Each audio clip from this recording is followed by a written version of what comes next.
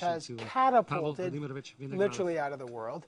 The Canadian astronaut spent 5 months at the International Space Station. He is the first Canadian ever to command the ISS, and he caught the attention of people around the globe with his tweets, his musical performances. We showed you yesterday his ground control, the Major Tom, the Space Oddity, his photos. Well, look at this.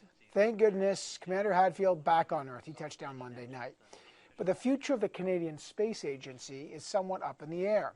Like other government departments and agencies, the CSA is facing major cuts. It's being asked to trim $25 million this year, and that amount will ramp up in years to come. The government's also reviewing recommendations to overhaul Canada's space program. Can Canada build on Chris Hadfield's momentum? What's the future of Canada's role in space? Let's put that to some MPs. In Edmonton, the Parliamentary Secretary to the Minister of Industry, Mike Lake, is here. In Toronto, the NDP industry critic, Dan Harris, and I hope things are okay in Toronto after that heartbreaker last night. Dan Harris? They're going all right. Yeah, it was heartbreaking for everybody. And Liberal I got to change the channel and watch the landing. Well, that's right. You watched the landing. And Liberal industry critic Jeff Regan is in Halifax. All of you, good to have you.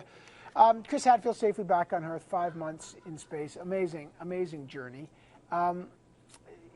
Did his time in space, did it raise the level of interest in Canada's role in space, Mike Lake? And does that mean we have to reevaluate what Canada ought to do in space? Mike Lake. Well, I think, quite honestly, I think his time in space raised the profile of Canada's role around the world, actually. If you look at his social media connections that you were talking about, of course, I'm sure all of us are following him on Twitter and seeing some of the amazing things that he did.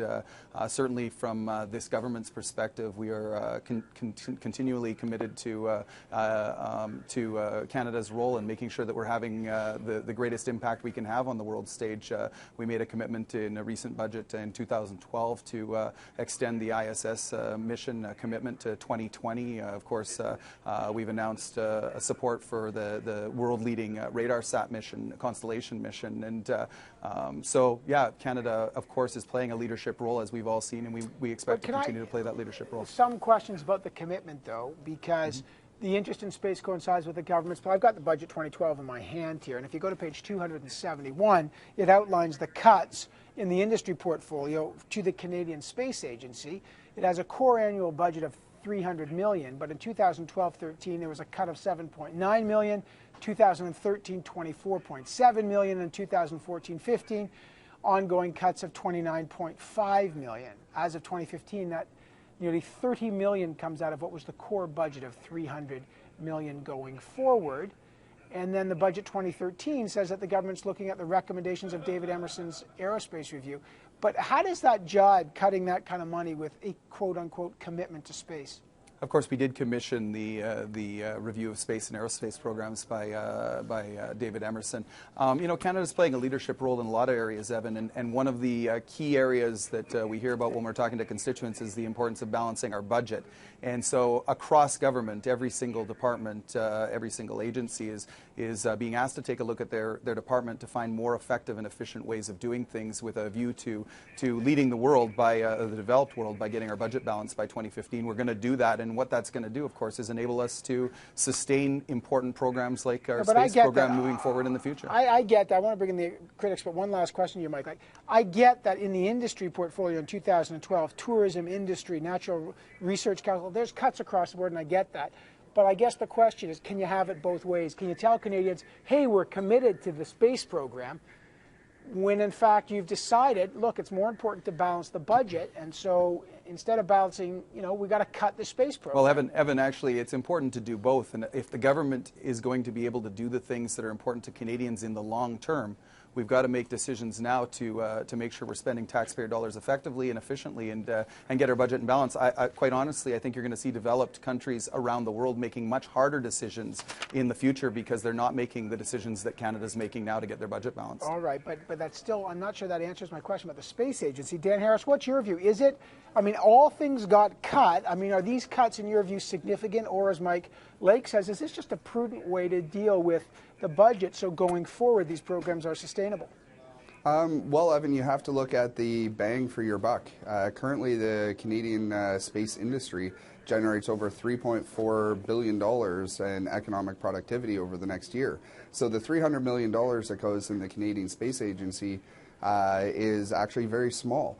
And of course, I mean, Canada, while we're doing individual one-off projects, we don't have a plan and a strategy for the Canadian Space Agency moving forward. And Mike brought up the RadarSat Constellation mission. I spent a year hammering the government about the fact that in last year's budget, they actually withheld the final funding for RadarSat, and it took 8 months to actually get the funding in place. We had hundreds of jobs lost at MDA and at ComDev and other suppliers for the RadarSat Constellation mission. We also, because of these delays, there's a possibility that RadarSat 2 is going to have to go beyond its lifespan before the Constellation mission is actually up there. So there's the possibility of an actual mission gap. And that's all because the government was dithering on whether to fund RadarSat. And in the end, they've decided to fund RadarSat through departmental budgets, which means CSA, Department of National Defense, Fisheries and Oceans, they all now have to come up with the money to actually fund the shortfall on RadarSat, which means greater cuts in those departments. Jeffrey, what's your take on cuts to the space agency? Is it prudent or is it hurting the agency? Let's keep in mind that the government wouldn't have to cut so much if it hadn't put Canada in deficit by April of 2008, 6 months before the recession began. And but what about now? This is a cut, but this is a cut that is, I think, irresponsible. This is an agency that, I mean, let's look at the things that the race for space and the work of NASA and other space agencies around the world, including the Canadian Space Agency.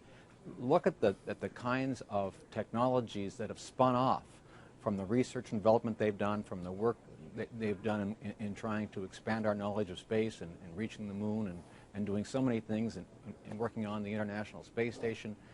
There are so many new technologies and products that have come from that. It should be obvious this is important economically. It's also, I think, very important in terms of young people and their interest in science and their interest in space. And that's one of the marvelous things that I think Chris Hadfield has accomplished with the terrific way in which he's connected with people around the globe. But especially in Canada, he's made, I think, an awful lot of connections with young people, gotten them inspired, and I'm hopeful that a lot of them will take an interest there's no in question space about that, science. but I guess the question is on the funding question. Let me go back to you, Mike. Yeah, sure. The David Emerson report that your government commissioned, okay? That report recommends stable funding for the Canadian Space Agency for a 10-year period, and that funding for technology development be raised by $10 million a year for each of the next 3 years, since it's being cut by more than that. Because he says you got to protect the $3.4 billion the space industry generates annually and the 8,000 workers. So you guys have a report that says increase the spending, and then you've cut the spending. What message does that send? Well, of course, the report was commissioned by the government. Of course, that report was recently released. The government is still considering the report and taking a close look at it. I do want to address a couple of things. Sorry, let me just, so is there a chance then, given that report that goes over those recommendations, as I've just said, that the government will reverse what I'm seeing here in Budget 2012 and actually increase funding to the space agency? The government's reviewing what was in the report at this point, and will make decisions based on that review moving forward. But when I do want to address, if I could, I want to address when we'll find that out? If I could, well, I mean, the report wasn't released that long ago, so the government obviously continues to review that and will make decisions in due course. But Evan, what I want to address is Mr. Regan's assertion, a couple of his assertions there. First of all, he talks about what youth are interested in. I think the youth of our country are interested in us getting back to balanced budgets so that they're not faced with deficits moving forward. And Jeff talked about 2008. He goes back to 2008 and talked about the deficit at that point. Of course, anybody that watches your program would remember that in 2008 and 2009, there was no way this government could possibly spend enough money to make the opposition parties happy. Of course, the opposition parties tried to get together to put a coalition together at that time because the government wasn't spending enough money to satisfy them. And I think we see today. The government was in denial there was even a recession coming. Guys, I don't want to debate the recession. I want to debate the space agency. Okay, hang on. I got a minute left, and I don't mind going back to 2008, but right today we're not going to do the History Channel thing. We'll do the space agency thing. So real quick, 1 minute, within 1 minute, I'll go back to Mike Lake one more time. When will we find out the government's response to the aerospace report from David Emerson that actually calls for increases. Can you just give us a timeline? Is it in a week, a month, when?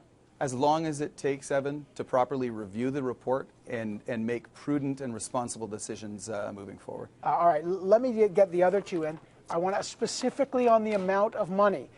Dan Harris, Jeff Regan, do you agree with the Emerson report? Stable funding and an increase of $10 million a year, Mr. Harris. Absolutely, Evan, and the official opposition has called for a study in the industry committee to actually have Mr. Emerson come in and explain the report so that we can actually get answers faster, so that we can start putting the policies in place. And on Chris Hadfield, I mean, he's just reignited the passion that Canadians have for space, and I'm very thrilled tomorrow to be attending the Scarborough Walk of Fame, where the Wexford Gleeks are going to be performing live the song that they recorded with the Bare Naked Ladies and Chris Hadfield in space. So I'm really excited about that. Jeff Regan, what's your take on funding for CSA? Well, first of all, I'm jealous of Dan for getting to go to that concert tomorrow. but I certainly think that the report should be implemented. It's an awful shame that the government has cut as much as it has from the Canadian Space Agency. It shows a complete lack of vision, but that's not surprising from a government that doesn't really believe in science. It only believes in the science that supports what it already believes. I mean, that's why we've seen it, basically have no interest in Kyoto. It doesn't really believe in climate change. It doesn't really believe in a real census. Over and over we see this government do things that are against science. And in the long run, that's very bad for our economy. I got to leave it there. Mike Lake, okay, I'll give you the final response. I mean, none of what Jeff says there has any merit whatsoever. But I will say that what Canadians believe is they want to see a budget balance by 2015, and this government is completely committed to that. All right, I'm going to leave it there. I will say this: whatever party you're on, that Commander Hadfield has reignited a real passion for space, and what a heroic trip he had, which is one of the reasons we're talking about funding for the Canadian Space Agency and how important the work they do. Mike Lake, Dan Harris, Jeff Regan, good to have all three of you on. Thanks, Evan. The U.S. Justice Department secretly seized 2 months' worth of phone records from journalists at the Associated Press. This is one of those staggering stories. Essentially, a surveillance operation on journalists in the U.S. This is sparking a major controversy south of the border. Did the government go too far? What's the fallout? CBC's Neil McDonald is here next with